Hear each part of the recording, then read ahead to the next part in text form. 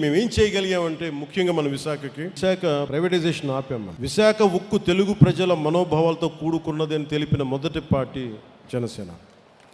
31 October 2021లో steel plant ప్రాంగణంలో బహిరంగ సభ స్టీల్ ప్లాంట్ కోసం దీక్ష. ఈ రోజున నిధులు 24-25లో 8,622 కోట్లు కేంద్ర ప్రభుత్వం నరేంద్ర మోదీ గారి నాయకత్వంలో విడుదల చేసింది. 25-26లో 3,295 కోట్లు మనకి దీనికి విడుదల చేసింది. Visakhapatnam railway zone, south coastal railway zone NDA ప్రభుత్వ కృషి. గత ప్రభుత్వం కనీసం భూమి కూడా ఇవ్వలేదు. మనం దీన్ని ముందుకు తీసుకెళ్ళాం. అధికారంలోకి వచ్చిన తర్వాత నోరు మీద పని పవన్ కళ్యాణ్ నిన్న విశాఖపట్నంలో స్టీల్ ప్లాంట్ గురించి మాట్లాడడం జరిగింది. సంతోషం. కానీ వీరు మాట్లాడిన విషయాలన్నీ అవాస్తవాలు. వాస్తవాలు చెప్పాలని ఇప్పటికైనా సరైనటువంటి పద్ధతిలో మాట్లాడాలని కోరుతున్నాం. విశాఖ స్టీల్ ప్లాంట్ ప్రైవేటీకరణ ఆగిపోయిందని చెప్పారు. ఎలా ఆగిపోయిందో చెప్పాలని అడుగుతున్నాం.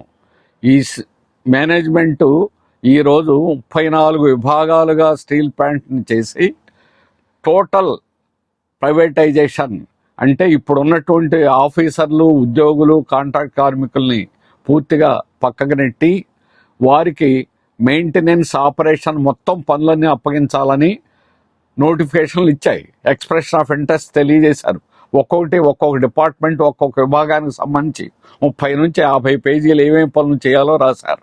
ఆ విధంగా అప్పచెబితే అది ప్రైవేటీకరణ అవునా కాదా ఇది మీరు స్పష్టం చేయండి. కానీ దాని గురించి మాట్లాడలేదు. దాని గురించి దాని ఊసు లేకుండా ఈరోజు ప్రైవేటీకరణ ఆగిపోయిందని చెప్పడం అవాస్తవం. తర్వాత 5,000 మంది వర్కర్లని ఈ ప్రభుత్వం వచ్చిన తర్వాతే తొలగించింది. ఎందుకు తొలగించారు? వారు లేనందువల్ల పనులు ఆగిపోవడం జరుగుతుంది.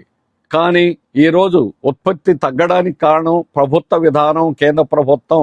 కానీ బీజేపీ మీద ఏమాత్రం ఈగ వాలకుండా దాన్ని పూర్తిగా సమర్థిస్తూ వీరు మాట్లాడడం అనేటువంటి జరిగింది. విశాఖ స్టీల్ ప్లాంట్కి ప్రధానమైన సమస్య సొంత గనులని అప్పుడు ఇప్పుడు కూడా చెప్పారు. గనుల గురించి ఎందుకు అడగలేదు?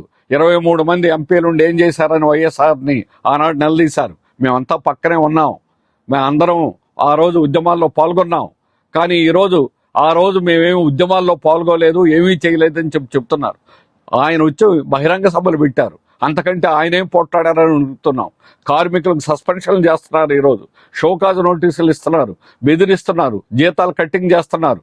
ఇవన్నీ అట్లాగే మేము ఆనాడు చేసినటువంటి పోరాటం, మానవహారాలు చేశాం, రాస్తారోకోలు చేశాం, స్ట్రైకులు చేశాం, ఉద్యమాలు నడిపాం.